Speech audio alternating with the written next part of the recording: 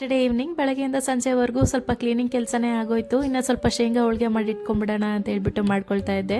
ಇನ್ನು ನಮ್ಮ ಕಡೆ ಸಂಕ್ರಾಂತಿ ಹಬ್ಬ ಬಂತು ಅಂತ ಹೇಳಿದ್ರೆ ಈ ಶೇಂಗಾ ಹೋಳಿಗೆ ಹಾಗೆ ಎಳ್ಳಿನ ರೊಟ್ಟಿ ಮುರುಕ್ಲಿ ತಿಂಡಿಗಳನ್ನೆಲ್ಲ ಜಾಸ್ತಿ ಮಾಡಿಟ್ಟು ಈ ಶೇಂಗಾ ಹೋಳಿಗೆನ ಒಂದ್ಸಲ ಮಾಡಿ ಇಟ್ಕೊಂಡ್ಬಿಟ್ರೆ ವಾರಗಳವರೆಗೂ ಸ್ಟೋರ್ ಮಾಡಿ ಇಟ್ಕೊಳ್ಬೋದು. ಬಾಣಲಿಗೆ ಬೆಲ್ಲ ಸ್ವಲ್ಪ ನೀರನ್ನ ಹಾಕ್ಬಿಟ್ಟು ಒಂದ್ ಎಳೆ ಪಾಕ ತರ ಮಾಡ್ಕೊಂಡು ಹುರಿದಿಟ್ಕೊಂಡಿರೋ ಶೇಂಗಾ ಎಳ್ಳು ಹಾಗೆ ಒಂದೆರಡು ಏಲಕ್ಕಿನ ಹಾಕ್ಬಿಟ್ಟು ಹಾಗೆ ಮಿಕ್ಸ್ ಮಾಡ್ಕೊಂಡು ಕಡೆ ಹಿಟ್ಟನ್ನ ಕಲ್ಸ್ಕೊಳ್ಳೋದಕ್ಕೆ ಒಂದೆರಡು ಕಪ್ ಅಷ್ಟು ಮೈದಾ ಹಿಟ್ಟು, ಸ್ವಲ್ಪ ರವೆ, ಉಪ್ಪು ಹಾಗೆ ಎಣ್ಣೆನ ಸೇರಿಸ್ಬಿಟ್ಟು ಹಾಲನ್ನ ಸ್ವಲ್ಪನೇ ಸೇರಿಸ್ಕೊಂಡು ಈ ರೀತಿಯಾಗಿ ಮೆತ್ತು ಕಲ್ಸ್ಕೊಂಡು ನೆನೆಯೋದಕ್ಕೆ ಎತ್ತಿಡ್ತಾ ಇದ್ದೀನಿ. ಒಂದು ಮಿಕ್ಸಿ ಜಾರ್ಗೆ ರೆಡಿ ಮಾಡ್ಕೊಂಡಿರುವಂತ ಶೇಂಗಾ ಮಿಶ್ರಣನ ಹಾಕ್ಬಿಟ್ಟು ಈ ತರ ಸ್ವಲ್ಪ ಬಿಸಿ ಇರುವಾಗ್ಲೇನೆ ರುಬ್ಕೊಂಡ್ ಬಿಡ್ಬೇಕು. ಹೂರ್ಣ ರೆಡಿ ಆಗ್ಬಿಡುತ್ತೆ. ಸ್ವಲ್ಪ ಜಾಸ್ತಿ ದಿನನೇ ಸ್ಟೋರ್ ಮಾಡಿ ಇಡಬೇಕು ಅಂತ ಹೇಳಿದ್ರೆ ಇನ್ನ ನಾವು ಪರೋಟ ಮಾಡ್ತೀವಲ್ಲ ಅದೇ ರೀತಿಯಾಗಿ ಇನ್ನು ಹೂರ್ಣಕ್ಕೆ ಸ್ವಲ್ಪ ನೀರ್ ಹಾಕ್ತೇನೆ ಹಾಗೆ ಡ್ರೈ ಆಗಿ ಮಾಡ್ಕೊಂಡು ಇಟ್ಕೊಳ್ಬಹುದು. ಚಪಾತಿ ಯಾವ ರೀತಿ ಉದ್ದುತ್ತೀವಲ್ಲ ಆ ತರ ಉದ್ಕೊಂಡು ಸ್ಟಫಿಂಗ್ ಮಾಡ್ಕೊಂಡು ಆ ರೀತಿನೂ ಮಾಡ್ಕೊಳ್ಬಹುದು. ಈ ತರ ಸ್ವಲ್ಪ ಮೆತ್ತಗಿದ್ರೇನೆ ಇಷ್ಟ ಆಗುತ್ತೆ ಶೇಂಗಾ ಹೋಳಿಗೆ ತಿನ್ನೋದಕ್ಕೆ. ಊಟಕ್ಕೆ ಶೇಂಗಾ ಹೋಳಿಗೆ ಜೊತೆನೆ ಸ್ವಲ್ಪ ಲೆಮನ್ ರೈಸ್ ನ ಮಾಡಿದೆ. ಹೋಳಿಗೆನ ತಟ್ಕೊಳ್ಳೋದಕ್ಕೆ ಸ್ವಲ್ಪ ಬಟರ್ ಪೇಪರ್ ನ ತಗೊಂಡು ಹೋಳಿಗೆ ಯಾವ ರೀತಿಯಾಗಿ ತುಂಬಿಟ್ಕೊಳ್ತೀವಲ್ಲ ಅದೇ ರೀತಿಯಾಗಿ ತುಂಬಿಟ್ಕೊಂಡು